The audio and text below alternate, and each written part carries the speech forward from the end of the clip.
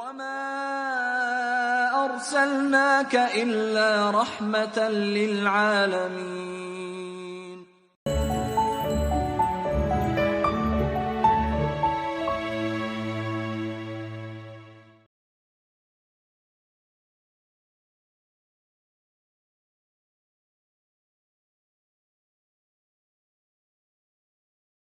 Assalamualaikum warahmatullahi wabarakatuh. Alhamdulillahirabbil alamin. Wa kafa billahi syahida. Wassalatu wassalamu ala nabiyil mustafa wa ala alihi wa ashabihi ahli safa wa ala ummatihi ila yaumiddin. Sahabat Imania TV yang saya muliakan,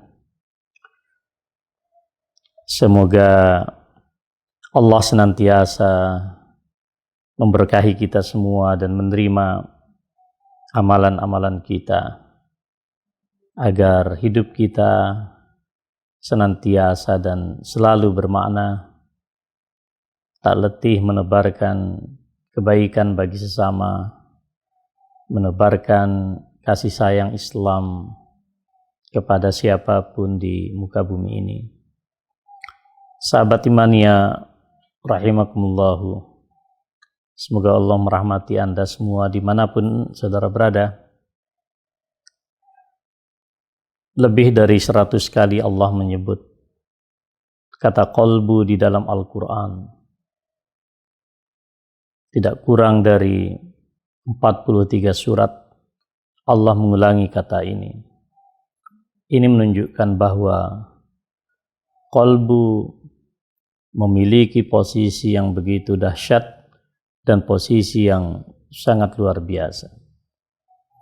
Karena itu, ketika Allah Subhanahu wa Ta'ala di dalam Al-Quran mengingatkan kita semua, surat Ar-Ra'd ayat yang ke-11, A'udzubillahi minasyaitonir rajim. Bismillahirrahmanirrahim. Innallaha la yughayyiru ma biqaumin hatta yughayyiru ma bi anfusihim. Sesungguhnya Allah tidaklah merubah keadaan suatu kaum sehingga mereka merubah apa yang ada pada diri mereka sendiri. Dari sini kita mengambil suatu pelajaran bahwa perubahan apapun yang kita lakukan di dalam kehidupan ini, perubahan-perubahan dalam skala besar atau dalam skala yang lebih kecil, haruslah kita memulainya dari qalbu. Mengapa demikian? Sebagaimana yang dinyatakan oleh Rasulullah SAW, bahwa kebaikan seorang manusia itu tergantung pada kebaikan qalbunya. Demikian pula sebaliknya. Oleh karena manusia adalah bagian terkecil dari masyarakat, maka perubahan masyarakat itu pun tergantung pada kebaikan yang ada pada individu. Karena itulah sahabat sekalian yang saya hormati, mari kita telusuri bagaimana Al-Quran meletakkan qalbu dan apa saja tugas yang semestinya diemban oleh qalbu kita, yang merupakan organ yang paling penting di dalam diri kita ini. Pertama, al-qalbu mahallun lil Qur'ani wa tadabburihi. Para ulama mengajarkan kita bahwa qalbu adalah tempat bersemayamnya Al-Quran, tempat di mana tadabbur Al-Quran itu bersinggasana. Al-Quran tidak diletakkan oleh Allah Subhanahu wa Ta'ala di dalam akal pikiran manusia. Saudara bisa memperhatikan betapa banyak orang yang begitu pintar, dikenal sebagai para ilmuwan, tetapi kadang menampakkan sikap dan perilaku yang barangkali tidak semestinya, tidak seharusnya sebagaimana posisi dan martabat mereka yang dikenal di tengah-tengah masyarakat kita. Maka ketika Allah menyatakan di dalam Al-Quran, "Qul man kana aduwan li Jibril, fa innahu nazzalahu ala qalbika biiznillah." Allah Subhanahu wa Ta'ala di dalam surat Al-Baqarah ayat 97 ini dengan tegas menyatakan bahwa Al-Quran diturunkan pada qalbu. Fa innahu nazzalahu ala qalbika biiznillah. Jibril alaihissalam melakukan instalasi Al-Quran itu dengan izin Allah di dalam qalbumu, wahai Muhammad. Di dalam ayat yang lain Allah juga menegaskan, nazala bihi ruhul amin ala qalbika litakuna minal munzirin. Jibril alaihissalam turun membawa Al-Quran ini di dalam qalbumu, wahai Muhammad, agar engkau termasuk orang-orang yang memberikan peringatan.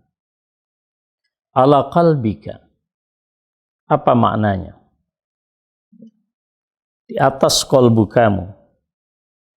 Li'annal qalba mahallul wahyi, karena qalbu itu adalah letak bersemayamnya wahyu. Fahuwal qabilul awal. Qalbu itulah sebagai transmitter pertama yang menerima wahyu dari Allah Subhanahu wa Ta'ala, wa madarul fahmi wal hifzi. Qalbu itu adalah poros yang menjadi tempat untuk menjaga Al-Quran, memahami Al-Quran dengan cara yang dikehendaki oleh Allah Subhanahu wa Ta'ala. Karena itu para ulama kita mencatat, fal qalbu alatul hibzi. Qalbu merupakan alat untuk menjaga Al-Quran itu sendiri. Wa alatul fahmi, alat untuk memahami ayat-ayat Al-Quran.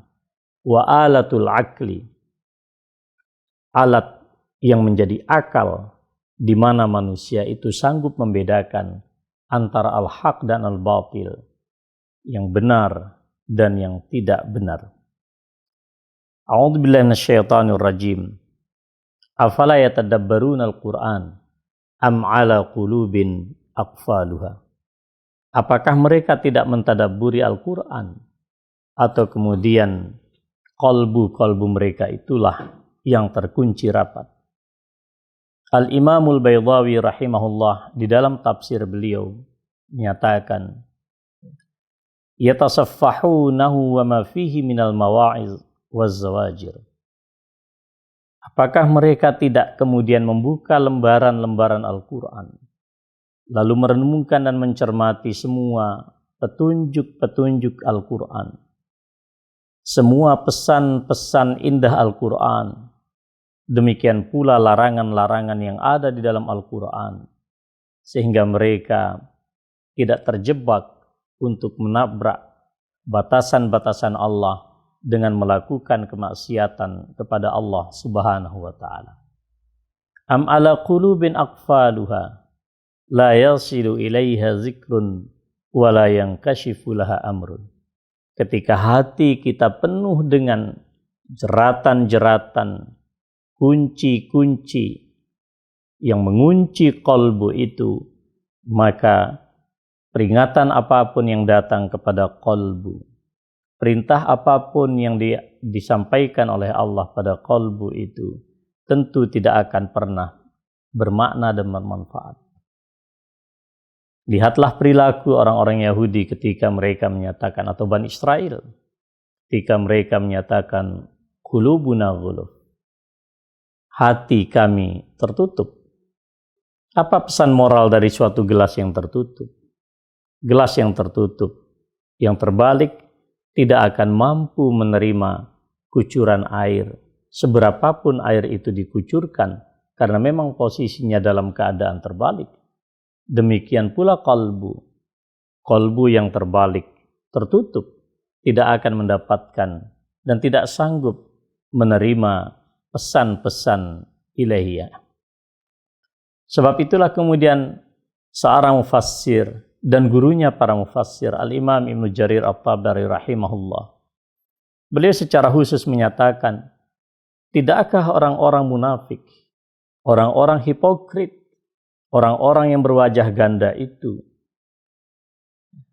mentadabburi, merenungkan semua pesan-pesan Allah Subhanahu wa taala yang ada di dalam Al-Qur'an yang diturunkan kepada baginda Rasulullah sallallahu alaihi wasallam?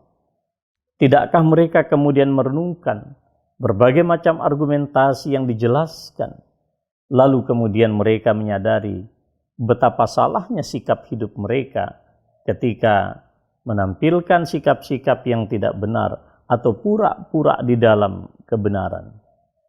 Am ala qulubin aqfaluha am aqfalallahu ala qulubihim, ataukah Allah kemudian mengunci hati-hati mereka sehingga mereka tidak sanggup menangkap seindah apapun pesan-pesan ilahiyah yang diturunkan oleh Allah di dalam kalbu itu.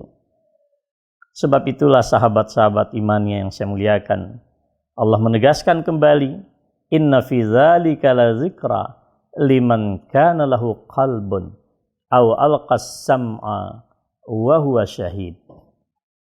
Ayat ini sangat jelas memberikan pesan kepada kita bahwa kemanfaatan Al-Quran sebagai sebuah petunjuk yang mengarahkan daripada kehidupan kita, metode hidup kita ini adalah dipersyaratkan qalbun. Qalbun di sini adalah qalbun hayyun, qalbu yang hidup, bukan qalbu yang mati, bukan pula qalbu yang tertutup sebagaimana disampaikan oleh para mufassir besar yang saya sampaikan tadi.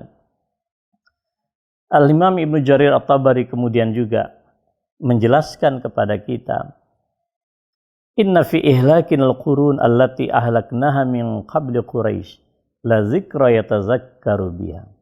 Sesungguhnya bagaimana kami membinasakan kaum, tentu kaum-kaum yang mendustakan kebenaran Al-Quran, kebenaran wahyu yang dibawa oleh baginda Rasulullah sallallahu alaihi wasallam, jauh sebelum sejarah orang-orang Quraisy, mestinya itu menjadi peringatan yang harus selalu diingat oleh kita umat manusia. Dia akan efektif menjadi sebuah peringatan liman kana lahu qalbun. Al-Imam Ibnu Jarir At-Tabari menyatakan liman kana lahu qalbun, yaitu adalah siapapun di antara umat ini yang mengaktifkan akal budinya yang berada di dalam qalbu untuk mentadabburi kebenaran-kebenaran Al-Quran, sehingga mereka dapat menjauhkan diri dari segala perbuatan, dari segala kekufuran orang-orang terdahulu, karena memang ada rasa kekhawatiran jika kita kemudian ditimpa dengan siksa sebagaimana orang-orang terdahulu telah ditimpakan siksa kepada mereka. Al-Imam Al-Baydawi rahimahullah memberikan satu catatan yang sangat detail. Mengapa Allah menggunakan kata qalbun?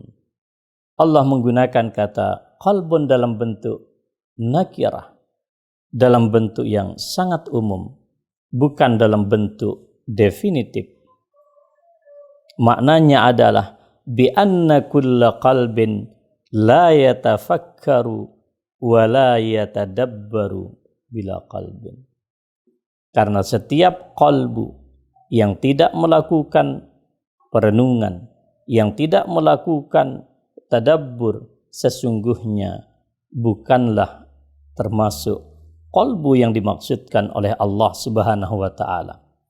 Fal insanu alladhi yu'attilu qalbah, maka siapapun manusia yang tidak mengaktifkan kalbunya, membiarkan kalbunya begitu saja tanpa aktivitas perenungan terhadap kebenaran-kebenaran yang diberikan oleh Allah, tidak mau melakukan tafakkur, dapat dikatakan manusia tersebut manusia tak memiliki qalbu. Ayat yang dapat kita jadikan sandaran di dalam konteks ini juga, bal huwa ayatun bayyinat fi suduril ladzina utul ilm.